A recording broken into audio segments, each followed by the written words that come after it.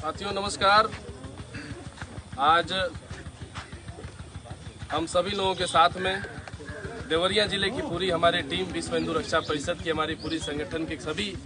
कार्यकर्ता, सभी पदाधिकारी, परस क्षेत्र से भलवनी क्षेत्र के शेरखा करमटार ग्राम सभा के अंतर्गत हम लोग आज एक पेड़ माँ के नाम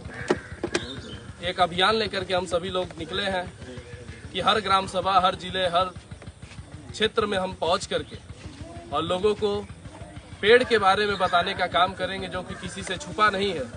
आज के क्षेत्र में, आज के समय में जिस तरीके से हम लोगों के बीच में से पेड़ दिन पर दिन कटते जा रहे हैं, खत्म होते जा रहे हैं, तो हम सभी लोगों का दायित्व बनता है कि हम सभी लोग अपने गाँव में, अपने क्षेत्र में, अपने जिले में, अपने ब्लॉक में, अपने घर के सामने, अपने द्वार पे,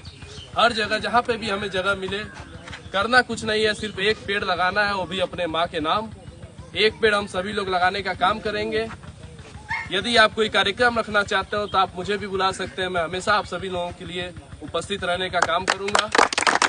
शेखर गुप्ता जिंदाबाद जिंदाबाद जिंदाबाद, शेखर गुप्ता जिंदाबाद जिंदाबाद जिंदाबाद, विश्व हिंदू रक्षा परिषद जिंदाबाद जिंदाबाद जिंदाबाद, विश्व हिंदू रक्षा परिषद जिंदाबाद जिंदाबाद जिंदाबाद, शेखर गुप्ता जिंदाबाद जिंदाबाद जिंदाबाद। साथियों, हमें सिर्फ पेड़ लगाना ही नहीं है,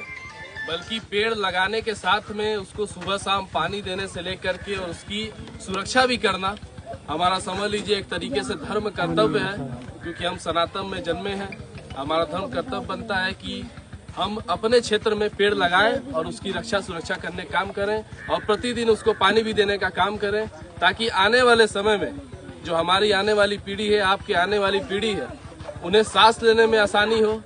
जो हमारे छोटे छोटे पक्षी हैं, उनके लिए हमें घर भी बनाने का काम करेंगे। जब हम एक पेड़ लगाते हैं, जब पेड़ बड़ा होता है, तो हम देखेंगे कि उस पेड़ पे छोटे छोटे पक्षी अपना घर बसा करके अपना परिवार उस पेड़ में रखने का काम करते हैं, घोंसला बना करके उसमें रहने का काम करते हैं। तो कहीं ना कहीं हम एक सिर्फ पेड़ ही नहीं लगा रहे हैं, बल्कि एक पक्षी का परिवार भी बसाने का काम कर रहे हैं। तो हम लोग इस अभियान को पूरे प्रदेश में लेकर के चलने का काम करेंगे और संगठन को और अपने देश को, अपने प्रदेश को और अपने प्रदेश के मुखिया श्री योगी आदित्यनाथ जी को और अपने देश के मुखिया श्री नरेंद्र मोदी जी को भी उनके कंधों को मजबूत करने का काम करेंगे। गोपाल राय जी के कंधों को मजबूत करने का काम करेंगे। शेखर गुप्ता राहुल गुप्ता जिंदाबाद जिंदाबाद, शेखर गुप्ता राहुल गुप्ता जिंदाबाद जिंदाबाद, शेखर गुप्ता भूपेंद्र दीक्षित जिंदाबाद जिंदाबाद, शेखर गुप्ता राहुल गुप्ता जिंदाबाद जिंदाबाद, विश्व हिंदू रक्षा परिषद जिंदाबाद जिंदाबाद। देखिए, मैं थोड़ा सा चर्चा कर लूं विश्व हिंदू रक्षा परिषद के बारे में कि विश्व हिंदू रक्षा परिषद प्रदेश में या देश में या जिले में काम किस तरह करती है। विश्व हिंदू रक्षा परिषद ये प्रयास करती है कि हम जिस गांव में जाएं, केवल और केवल प्रेम की बात करें, एकता की बात करें, आपसी सहयोग की बात करें। और यहाँ क्या है, यहाँ कंडीशन ये है कि हम लोग जातियों में बटे हुए लोग हैं और जातियों में बटे हुए लोगों, मैं ये आप लोगों को कह रहा हूं कि जातियों में बट के अपने आप को निरंतर आप लोग कमजोर कर रहे हैं। आने वाले समय में परिस्थितियां और चैलेंजिंग होंगी और विकट होंगी, और जब आप एक बनेंगे तो अपने आप को सदैव मजबूत पाएंगे। अगर आपके गांव में 10 बिरादरी के लोग निवास करते हैं और 10 बिरादरियों का अलग अलग ग्रुप है, तो आपका गांव कमजोर है। लेकिन अगर इस करमटार शेरखा के पूरी आवाम, चाहे वो किसी भी बिरादरी की हो, अगर एक है तो आप जितना मजबूत कोई नहीं होगा। एग्जाम्पल में इजराइल का ले लीजिए एग्जाम्पल। छोटा सा देश है, क्यों दरोगा जी, एक छोटा सा देश है, लेकिन लोग टकराने से डरते हैं, उससे हालत खराब होती है इजराइल के नाम से। तो मैं चाहता हूं कि मेरे भारत का प्रत्येक गांव इजराइल जैसा बन जाए। वो इजराइल बने जहां पे कोई जातिवाद ना हो,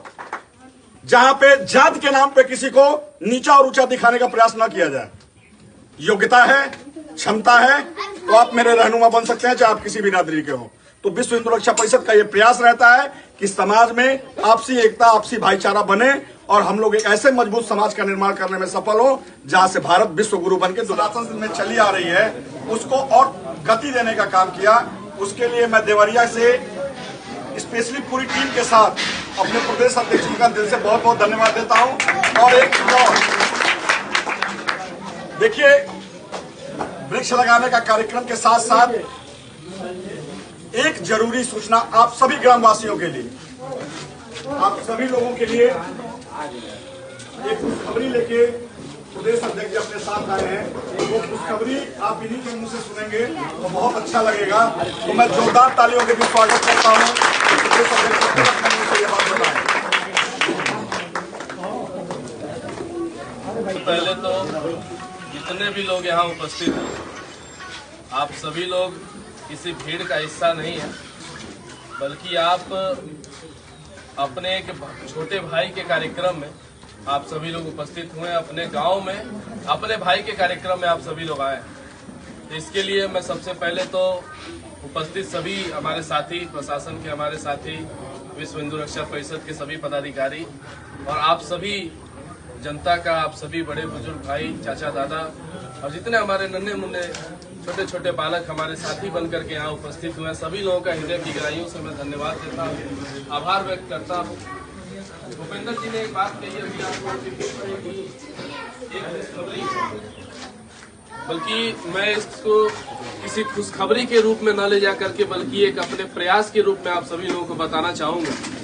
कि विश्व हिंदू रक्षा परिषद जिस संगठन से मैं प्रदेश अध्यक्ष हूँ, इस संगठन से तो हम प्रतिदिन अनेकों कार्य ऐसे क्षेत्र में लोगों की सेवा के लिए तो हम कर ही रहे हैं। प्रतिदिन लोगों से कंधे से कंधा मिला के चलने का हमारा एक प्रयास लगा रहता है। लेकिन इसके अलावा पिछले 2008 से लेकर के आज 2025 चल रहा है, हमारी एक संस्था जिसका नाम मानव शिक्षा सेवा संस्थान है, जिसके बारे में मुझे लगता है कि राहुल जी ने, उनकी टीम ने और आपके ग्राम सभा के जो भी हमारे सदस्य हैं, जो हमारे मानव शिक्षा सेवा संस्थान से जुड़े हुए हैं। मैं अभी रास्ते में आया तो मुझे दिखाई पड़ा कि काफी हमारे सदस्य रास्ते में खड़े थे। तो जो हमारी मानव शिक्षा सेवा संस्थान है, उस संस्थान ने एक अभियान निकाला है। वो एक ऐसा अभियान है कि हम एक ऐसा प्रयास करें जिससे कभी गांव में रात बिरात अगर कोई घटना घट जाती है तो हमारा भाई अगर छत से गिर गया, हमारी माता को अगर कोई चोट लग गया, हमारी बहन को कुछ हो गया, चाहे सांप काट ले, चाहे बिच्छू काट ले, चाहे कुछ भी, कोई भी आपातकालीन अगर ऐसी स्थिति आ जाती है तो हमें गाड़ियों की व्यवस्था करनी पड़ती है, इनसे उनसे मांगना पड़ता है और रात बिरात रात के 12 बजे कोई आपकी सुन नहीं पाता है। इस वजह से हम यूं कहिए कि गरीबी के हालत में, या यूं कहिए कि गाड़ी की व्यवस्था न हो पाने की वजह से हम अपने परिवार के सदस्यों का इलाज नहीं करा पाते हैं, जिससे आज प्रतिदिन हमें सूचना मिलती रहती है कि इलाज न हो पाने के कारण आज इनकी मृत्यु हो गई। तो काफी बुरा लगता है ये चीजें सुन करके कि हमारे क्षेत्र, हमारे जिले के लोग इन सब चीजों से परेशान है। सरकार के पास ये व्यवस्था है एम्बुलेंस की, सरकार आपके लिए हर कदम पे लड़ने के लिए तैयार है और सरकार लड़ती है आप लोगों के लिए। लेकिन कहीं ना कहीं यदि कहीं सरकारी व्यवस्था नहीं पहुंच पा रहा है, मैं ये नहीं कहता हूं सरकारी व्यवस्था बेकार है। जब से हमारे प्रदेश में योगी जी का आगमन हुआ है तब से हम लोगों का जीना आसान हो गया है। जब से हमारे देश में मोदी जी का आगमन हुआ है, जब से वो प्रधानमंत्री बन करके पद ग्रहण करके और हम लोगों के लिए दिनों रात वो दौड़ने का काम कर रहे हैं, दिनों रात नई नई योजनाएं निकालने का काम कर रहे हैं। आज हम सभी लोगों के लिए सैकड़ों ऐसी योजनाएं भारत सरकार के द्वारा हम लोगों के लिए लागू की गई है। लेकिन मैं बता रहा था अपने मानव शिक्षा सेवा संस्थान के बारे में, तो हमने एक ऐसा समझ लीजिए कि एक टीम गठन किया है जो गांव-गांव जाती है, गांव में थोड़ा सा सर्वे करती है और यदि उस गांव में वाकई में हमें लगता है, उस गांव से जब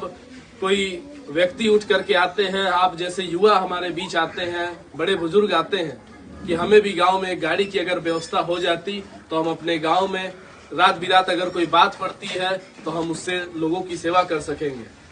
तो इन सभी चीजों को हम लोग मद्देनजर रखते हुए हम लोगों ने एक उपाय निकाला, एक अभियान निकाला है कि हम